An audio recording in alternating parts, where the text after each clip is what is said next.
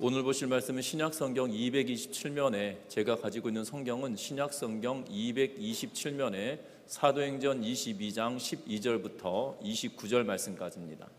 사도행전 22장 12절부터 29절 말씀까지를 제가 한 절 읽고 여러분들 한 절 읽고 교독하며 읽도록 하겠습니다.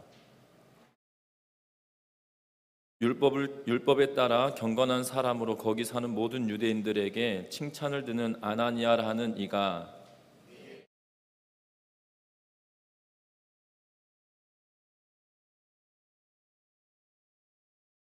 그가 또 이르되 우리 조상들의 하나님이 너를 택하여 너로 하여금 자기 뜻을 알게 하시며 그 의인을 보게 하시고 그 입에서 나오는 음성을 듣게 하셨으니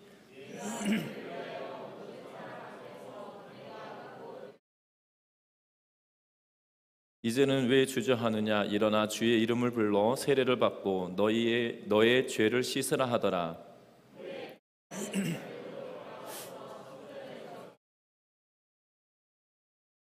봄에 주께서 내게 말씀하시되 속히 예루살렘에서 나가라. 그들은 내가 내게 대하여 증언하는 말을 듣지 아니하리라 하시거늘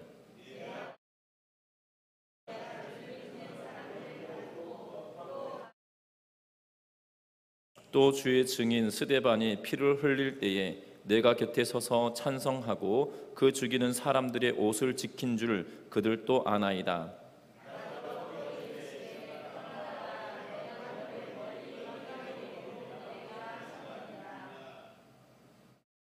이 말을 하는 것까지 그들이 듣다가 소리질러 이르되 이러한 자는 세상에서 없애버리자 살려둘 자가 아니라 하여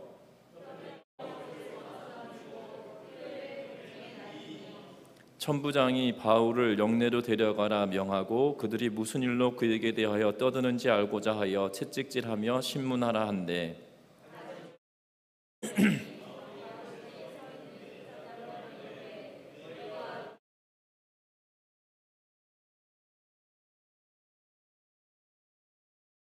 백부장이 듣고 가서 천부장에게 전하여 이르되 어찌하려 하느냐. 이는 로마 시민이라 하니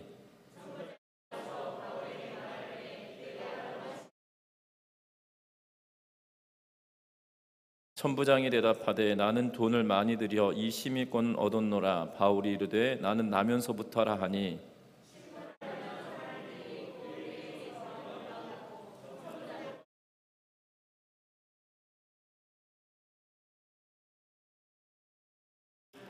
아멘. 우리 서로 인사 나누고 말씀 나누겠습니다. 사랑하고 축복합니다. 사춘기가 접어들어가면 아이들은 이런 질문을 하기도 합니다. 내가 이 세상에 왜 태어났을까라는 이야기를 하죠. 그리고 내가 왜 이 세상에 태어났나라는 이야기를 하면서 이 자기 정체성에 대한 이 이야기를 하고 생각을 하기 시작합니다. 그러면서 점점 성장하게 되어지는데요. 우리들의 신앙생활도 마찬가지인 것 같습니다. 우리가 신앙생활할 때 하나님 나를 부르신 이유가 무엇입니까? 라는 질문을 끊임없이 던지며 살아가야 된다라고 우리가 지난 시간에 말씀을 나눴었는데요. 내가 무엇하길 원하십니까? 라고 고백했다라면 그 고백이 단순히 고백으로 그치는 것이 아니라 이 고백은 우리의 삶에 이유가 있는 고백들이 되어져야 된다는 거죠. 오늘 특별히 본문의 내용을 살펴보면 바울 사도가 그가 이 하나님의 말씀을 전하기 위하여 사명을 부여받았던 일들을 다시 한번 회고하며 유대인들에게, 예루살렘에서 지금 바울을 정죄하고 있는 유대인들에게 전하고 있는 그러한 모습을 보게 됩니다. 우리들도 마찬가지로 분명한 것은 하나님께서 저와 여러분들을 부르실 때에 그냥 부르신 것이 아니라 분명한 이유와 목적이 있어서 저와 여러분들을 불러서 자녀 삼아주시고 하나님의 백성 삼아주셨다는 것을 기억하면서 우리의 부르심에 어떻게 반응할 것인지 저와 여러분들 말씀을 통해서 깨달아가는 은혜가 있으시기를 주의 이름으로 부탁드립니다. 먼저 오늘 성경의 말씀 보면 12절 말씀 같이 한번 읽어봅니다. 같이 읽습니다. 율법에 따라 경건한 사람으로 거기 사는 모든 유대인들에게 칭찬 듣는 아나니아라 하는 이가 아멘. 오늘 성경의 말씀에 보면 아나니아라고 하는 사람이 등장하고 있는 것을 보게 됩니다. 바울은 자신이 만난 아나니아가 어떤 사람인지 소개하고 있는 것을 보게 되는데요. 특별히 아나니아에 관한 이야기는 바울 사도가 사도행전 9장에서 예수님을 다메섹으로 가는 길목에서 만나게 되어지는 사건을 이야기하고, 그가 빛을 보고 눈이 보이지 않음으로 인하여 다메섹으로 사람들의 손에 이끌려 들어가고, 또 하나님은 이 아나니아를 통하여서 바울 사도가 눈을 보게 되어지는 것을 보게 되죠. 그런데 사도행전 9장 10절에는 아나니아를 어떻게 소개하고 있냐면, 그때에 다메섹에 아나니아라는 제자가 있더니 주께서 환상 중에 불러 이르시되 아나니아야 하시거늘 대답하되 주여 내가 여기 있나이다 라고 하며, 이 아나니아가 예수의 제자된 자다라고 소개하고 있지만, 오늘 성경의 말씀을 보면 아나니아에 대하여 이야기할 때 단순히 예수님의 제자라고 말한 것이 아니라 율법에 따라 경건한 사람이다라고 이야기하고 있는 것을 보게 되고, 또한 다메섹에 사는, 거기에 사는 모든 유대인들에게 칭찬을 듣는 사람이 있었다라고 하면서 그 사람이 아나니아라고 말하고 있는 것을 보게 됩니다. 다시 말하면 유대인이었고, 그리고 유대의 율법을 잘 지키며 살아왔던, 의인이라 불렸던, 율법을 지키며 살아왔던 경건한 사람이고, 또한 많은 유대인들이 그를 칭찬하는 그러한 인물이었던 아나니아가 내게 와서 이렇게 말했다는 거죠. 뭐라고 이야기했냐면, 사울아 다시 보라 라고 이야기하자 내가 그 즉시 보게 되었다라고 이야기합니다. 아나니아가 바울을 위하여 기도함으로 그가 눈을 보게 되었는데, 그냥 눈을 뜨게 한 것은 그냥 단순히 눈을 뜨게 한 것이 아니다라고 이야기하며 말합니다. 아나니아가 이 바울에게 뭐라고 이야기하냐면, 14절 말씀 같이 한번 읽어봅니다. 14절의 말씀입니다. 그가 또 이르되 우리 조상들의 하나님이 너를 택하여 너로 하여금 자기 뜻을 알게 하시며 그 의인을 보게 하시고 그 입에서 나오는 음성을 듣게 하셨으니 아멘. 오늘 바울을 눈을 뜨게 하셨던 이유가 있다라고 하며, 아나니아가 지금 바울에게 말을 했다는 거예요. 그 14절은 적어도 세 가지 목적을 가지고 그를 부르셨다라고 이야기하는데, 첫 번째는 무엇이냐면 하나님의 뜻을 깨닫게 만들기 위함이다 라고 이야기하고 있죠. 자기의 뜻을 알게 하시며 라고 이야기하고, 그 다음에 뭐라고 이야기하냐면 그 의인을 보게 하려고 라고 이야기합니다. 그 의인을 보게 하시고 라고 하셨던 것은, 그 의인은 바로 예수 그리스도를 보게 하셨다라는 의미입니다. 뿐만 아닙니다. 그 입에서 나오는 음성을 듣게 하셨다라고 이야기하면서, 바울은 예수 그리스도께서 부활하심을 경험하고 보았을 뿐만 아니라 그의 음성을 듣고, 그리고 그 뜻을 통하여서 복음을 전하는 사람으로 세우셨다라고 이야기하고 있는 것을 보게 됩니다. 그래서 15절에 이야기합니다. 내가 그를 위하여 모든 사람 앞에서 내가 보고 들은 것에 증인이 되리라 라고 이야기하면서, 바울 사도의 눈을 뜨게 하고, 또한 눈을 뜨게 한 이유가 다른 것이 아니라 하나님의 뜻을 알게 하고 예수 그리스도를 보게 하고 예수 그리스도의 음성을 듣게 하셨다. 단순히 그것을 듣게 하는 걸로 그친 것이 아니라 다름이 아닌 그것을 통하여 네가 다른 이들에게 보고 들은 것을 전할 증인으로 부르셨다라고 아나니아를 통하여 들었다라고 그는 말하고 있는 것을 보게 되어집니다. 지금 유대인들에게 또한 이방인들에게도 또한 중대한 것 같습니다. 왜 중요하냐면, 아나니아라고 하는 인물을 이야기하며 이 유대인들에게 지금 바울을 죽여라라고 하는 이들에게 지금 서서 말하고 있는 거잖아요. 그런데 그 아나니아의 이름을 거론하며 그 경건하고 유대인들로부터 칭찬을 듣는 그 사람이 나에게 말한 것이다. 신적인 권위를 가지고, 하나님의 권위를 가지고 나에게 말씀하셨고, 또한 그 권위를 무엇으로 증명되어졌냐?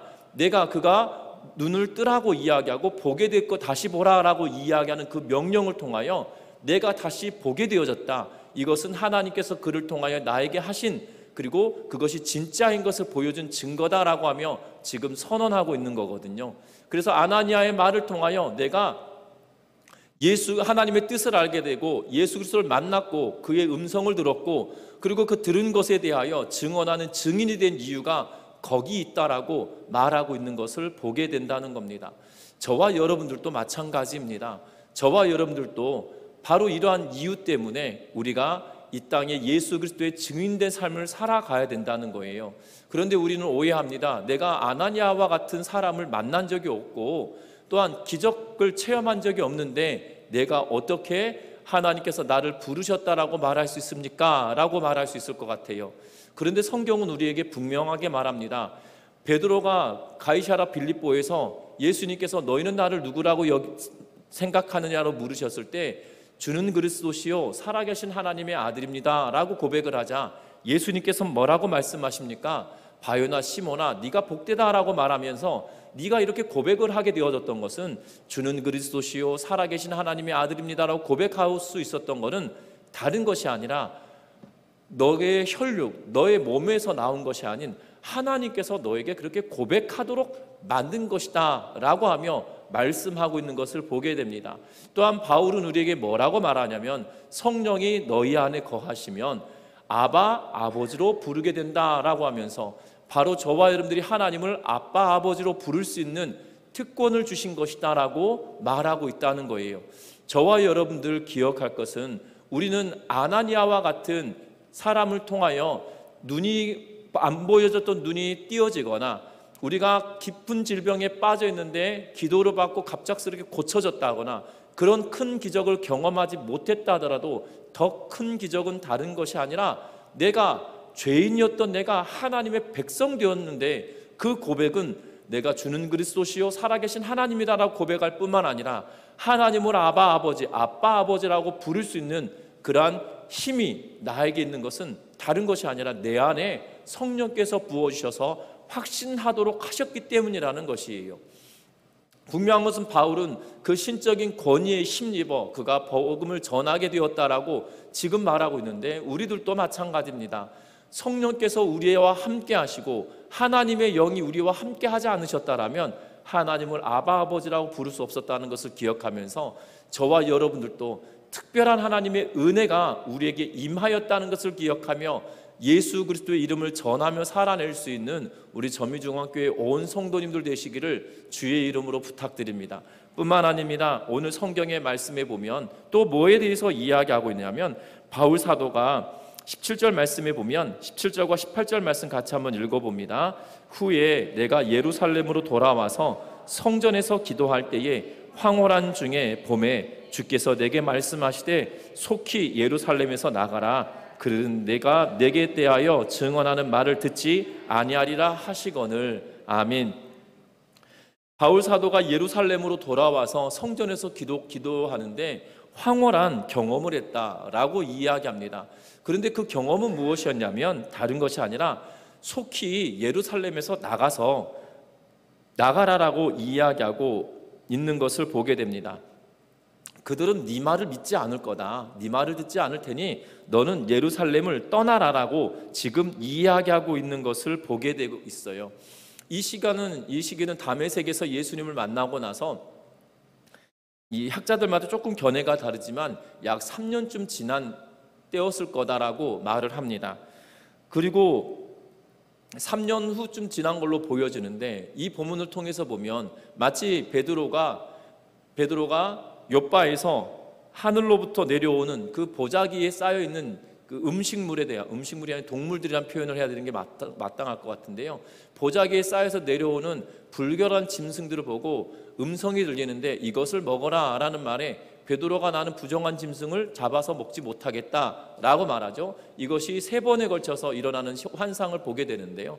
이 환상뿐만 아니라 이사야서를 통해서 이사야 6장에 보면 성전에 들어가서 이사야가 놀라운 경험을 하게 됩니다. 하나님의 임재하심을 경험하게 되었던 사건과 이 유사한 것처럼 보여지고 있다는 거예요. 예루살렘 성전에 들어가서 이야기하는데 지금 뭐라고 이야기하냐면 예루살렘을 떠나라는 거예요. 지금 베드로에게도 환상을 보여주시며 유대인에게가 아닌 이방인에게 복음을 전하라고 이야기하시고 또한 이사야에게 동일하게 6장에서도 이야기하시는 것은 이 나가서 복음을 전할 것에 대하여 이야기하는데 뭐라고 이야기하냐면 이 백성의 마음이 둔하며 그들의 귀가 막히고 그들의 눈이 감기게 하라 염려하건대 그들이 눈으로 보고 귀로 듣고 마음으로 깨달아 다시 돌아와 고침을 받을까 하노라라고 이야기하면서 지금 이사야를 통해서 뭐라고 이야기하시냐면 이사야가 성전에서 하나님을 경험하고 나서 누구를 보냈고 할 때 나를 보내소서라고 고백합니다. 그랬더니 하나님이 하시는 말씀이 뭐라고 이야기하냐면 이 백성이 들어도 듣지 못하고 깨달아도 깨닫지 못하는데 혹여나 이들이 들을까 깨달을까 염려된다라고 이야기하고 계시는 것을 보게 되어져요. 그리고 다시 돌아와 고침을 받을까 하노라라고 이야기하고 계시는 것을 보게 됩니다.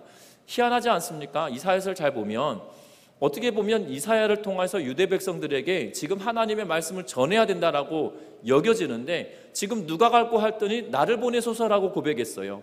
그러면 그 대상이 유대인이어야 될 것 같은데 유대인이 아니라 하나님은 뭐라고 이야기하냐면 그들이 듣고 깨닫고 고침받을까 내가 걱정된다라고 이야기하시면서, 왜냐하면 하나님은 이미 유대 백성들을 징계하시기로 결정하셨기에 그럼 대상이 누구냐는 거예요. 지금 이사야에게 말하는 것은 만방이 모든 열방에게 향하여 누구를 보낼까라고 할 때 나를 보내소서라고 이사야 선지자를 통하여 이사야가 고백하고 있는 것을 보게 되죠. 지금 이 말씀도 동일한 것처럼 보여집니다. 베드로에게도 이방인에게 나가라, 또한 이사야에게도 유대인들에게가 아닌 다른 이들에게 복음을 전하라고 이야기했다라면 오늘 본문에서도 동일하게 말합니다. 예루살렘을 떠나라. 왜냐하면 그들은 네 말 듣지 않을 거야, 네가 말해도 믿지 않을 거야 라고 말합니다. 그때 바울이 뭐라고 이야기하냐면 예수님, 하나님, 내가 유대교에 속하여서 바리새파에 속하여서 믿는 자들을 박해하고 그리고 때리고 각 회당에서 사람들을 가두고 때렸던 것을 이들이 안다. 그리고 스데반을 죽일 때에 내가 그들의 옷을 맡아서 지켰던 이들도 안다. 그렇기 때문에 그들이 내가 어떤 사람인지 알기 때문에 내가 예수를 전하면 그들이 내 말을 믿고 돌아오지 않겠습니까? 라고 예수님께 묻고 있어요.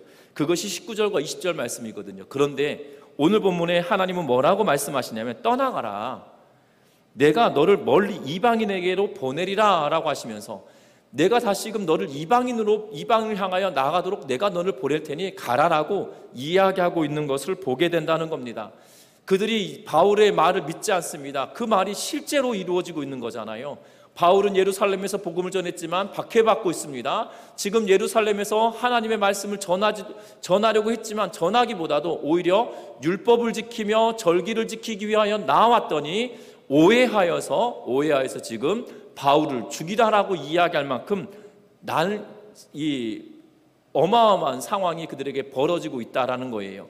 분명한 것은 바울을 땅끝까지 복음을 전하도록 또한 이방인에게 복음을 전하도록 택하였다라고 말하고 있다는 사실입니다. 우리는 이 말씀을 보면 우리는 이렇게 생각할 거예요. 뭘 생각하냐면 나는 성전에서 기도할 때 이런 환상을 보지도 못했는데 왜 이방에게 복음을 전해야 되나, 믿지 아니하는 사람들에게 복음을 전해야 되나 라고 생각이 들 수 있을 것 같아요. 중요한 것은 여러분들 하나님의 음성을 듣고 계시나요? 듣지 못하고 계시나요? 이렇게 질문하면, 목사님이 질문할 때 네라고 대답하면 막 신뢰한 것 같은데 언제 만나냐고 물어볼 것 같아서 두렵고, 그리고 안 들었다고 하면 우리 권사님 집사님들 되셔가지고 하나님의 음성도 못 듣냐고 책망을 들을 것 같고 막 고민이 되시죠. 여러분들 중요한 것은 우리는 항상 생각합니다. 뭘 생각하냐면 영적인 체험만이 우리에게 있는 것이, 영적인 체험이 있어야지만이 우리가 복음을 전할 능력이 있을 거라고 생각을 해요. 아니라는 거예요. 여러분들 기억할 것은 기록된 말씀이 하나님의 말씀이라는 거예요. 그래서 요한복음 1장 1절에 이렇게 말씀하시잖아요. 태초에 말씀이 계시니라. 이 말씀이 하나님과 함께 계셨으니 이 말씀이 곧 하나님이다 라고 말해요. 다시 말하면 예수님을 이 말씀으로 표현하고 있는데요, 예수님은 구약의 말씀을 온전하게 이루시기 위하여 성취하게 하여 이 땅에 오셨고 그 말씀대로 살아내신 분이에요. 그렇기 때문에 그분에 대하여 기록하고 있는 복음서나 사도행전이나 또한 서신서들이 예수에 관한 편지들이고 그리스도인들이 어떻게 살아내야 될 것인지를 기록해 놓은 책이다라면 중요한 것은 기록된 말씀으로 내 안에 들려지는 것, 그것이 바로 음성이라는 걸 기억하는 은혜가 있으시기를 주의 이름으로 부탁드려요. 중요한 것은 내가 이 성경을 안 읽으니까 하나님의 음성을 들을 수가 없는 거죠.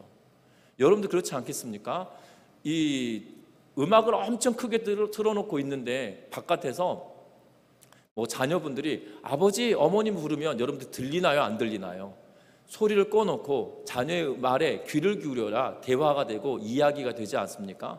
그런데 우리는 세상의 모든 길은 열어놓고 살아가면서도 하나님을 향하여서는 귀를 열지 않고요, 또한 눈을 열지 않을 때가 참 많은 것 같아요. 하나님의 음성을 듣기를 원한다, 하나님의 음성을 보기를 원한다라면 성경을 열고 성경을 듣는 은혜가 있으시기를 주의 이름으로 부탁드립니다. 혹여나 이런 분들 계세요. 내가 점점 눈이 침침해집니다. 점점 나이가 들면서 눈이 어두워지고 있어요. 그렇다라면 여러분들 주일날 교회 와서라도 읽혀지는 말씀에 귀를 담고 또한 전하여지는 말씀에 아멘 하면서 공감한다라면 저와 여러분들에게 동일한 은혜가 있을 줄 믿습니다. 그런데 더 귀한 것은 하나님의 말씀을 여러분들이 직접 듣고 나아간다는 거예요. 성경을 내가 읽으면서 하나님의 말씀을 들으려고 애쓰는 노력이 우리에게 필요하다는 거예요.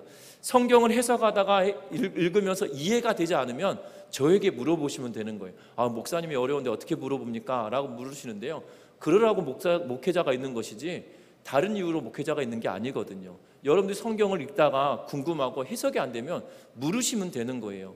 그런데 혼자 읽다가 해석이 안 되면 왜 이게 안 되나? 그리고 유튜브를 보시면서 이 말인가 보다 라고 해석하시면 이단에 빠질 가능성이 굉장히 높다는 거예요. 여러분들 이 70~80%가 70% 가까운 유튜브 채널에 전하는 교회 우리 교단에서 말하는 그런 말고 성경 공부를 유튜브로 막 강의하시는 분들인데 그 중에 한 70%가 이단이라 생각하시면 돼요. 그래서 여러분들 이 유튜브 열어보시면 막 기적 그러면서 드라마도 있거든요. 회복 이러면서 영화도 있는데 그 중국에서 들어온 이단이다라는 거 여러분들 염두에 두시고, 그 드라마가 아닙니다. 복음 전하는 것이 아니에요. 그 이단을 선포하는 거기 때문에 현혹되지 않으셨으면 좋겠는데 성경을 해석하다가 읽다가 이해가 안 되면 저에게 물으세요. 중요한 것은 하나님의 음성을 내가 직접 들어야 은혜가 더 크다는 거예요. 하나님의 음성을 내가 눈으로 확인해야 그것이 더 은혜가 크다는 것을 기억하면서 그리할 때 사명을 가지고 살아낼 수 있는 힘이 생긴다는 거예요. 여러분 오늘 바울 보십시오. 이렇게 전하고 났더니 어떤 일이 벌어집니까? 뭐라고 이야기하냐면 우리 22절과 23절 말씀 같이 한번 읽어봅니다. 같이 읽습니다. 이 말하는 것까지 그들이 듣다가 소리질러 이르되 이러한 자는 세상에서 없애버리자 살려둘 자가 아니라 하여 떠들며 옷을 벗어 던지고 티끌을 공중에 날리니. 아멘. 뭐라고 이야기합니까? 저 사람은 세상에 살려둬서는 안 된다 라고 이야기하잖아요. 죽여야 된다 라고 이야기합니다. 그러면서 사람들이 떠들면서 옷을 벗어 던집니다. 그리고 티끌을 날리고 있는 것을 보게 되죠. 중요한 것은 바울은 유대교회에 있었던 또한 바리새파에 속하였던 인물이었지만 그들이 복음을 전하는 일들로 인하여 선한 글은 선한 것처럼 보여졌지만 그들이 핍박받는 그 길이었다는 거예요. 어떻게 보면 이 떠들미 예수 그리스도 십자가에 못 박아라고 하여도 외쳤던 자들의 외침과 다를 바가 없다는 거예요. 지금 없이 하자 세상에 살려둘 자가 아니다 라고 하면서 그를 죽여라 라고 외치는 그들의 고함이 바로 예수에게 외쳤던 고함과 다를 바가 없다는 거예요. 예수를 따라 살아가는 것, 복음을 전하며 살아가는 것이 우리에게는 기쁨이요 즐거움의 길이 아닐 수도 있다는 겁니다. 그럼에도 불구하고 저와 여러분을 부르신 이가 바로 하나님이시고 그 하나님 우리에게 뭐라고 말씀하시냐면 땅끝까지 이르러 증인된 삶을 살라고 명령하셨기에 저와 여러분들이 복음을 전하며 살아내는 은혜가 있으시기를 주의 이름으로 부탁드립니다. 그래서 저와 여러분들이 입에서 나오는 말이 정말 하나님의 사랑을 전하는 말이고 저와 여러분들의 입에서 나오는 말이 예수 그리스도의 십자가의 은혜를 전하는 일이 되어져서 저와 여러분들 부르심에 합당한 그러한 삶을 살아가는 은혜가 있기를 주의 이름으로 부탁드립니다. 교회로 부르신 것, 저와 여러분들 하나님의 자녀로 삼아주신 것은 그냥 이 땅에 잘 살다가 주께로 돌아와라 라고 이야기하신 것이 아니라는 거예요. 이 땅의 삶을 살아갈 때 내가 너를 부른 이유는 다른 이들에게도 내가 너를 사랑한 것처럼 너도 그 사랑을 전하여서 그들도 내가 너를 사랑하듯이 그들도 내가 사랑한다는 것을 깨닫게 하라라고 하며 우리를 부르셨다는 걸 기억하며 정말 예수 그리스도의 사랑을 전하는 은혜가 있으시기를 주의 이름으로 부탁드립니다. 참 감사한 것은 오늘 이 말씀을 드리면서 이 빈손으로 나가면 참 어려우실 것 같으시잖아요. 여러분들 나가서 펑튀기를 막 나눠드리셨으면 좋겠어요. 이거 먹고 교회 와 이것이 아니에요. 그냥 내가 생각나서 이 예수님의 사랑이 내가 받았는데 너도 예수님 사랑을 느껴봐 이러면서 예수님의 이름을 전하는 은혜가 있으시기를 주의 이름으로 부탁드립니다. 그래서 올 한 해는 정말 올 한 해뿐만 아니라 우리 교회가 이웃에게 예수의 사랑을 전하고 예수님의 이름을 전하는 그러한 한 해가 되셔서 정말 하나님께서 우리를 보시고 기뻐하시고 우리 전미중학교 성도들 볼 때마다 정말 착하고 충성된 종이다라고 칭찬하실 수 있는 그러한 거룩한 공동체가 되시기를 주의 이름으로 부탁드립니다. 우리 찬양하시겠습니다.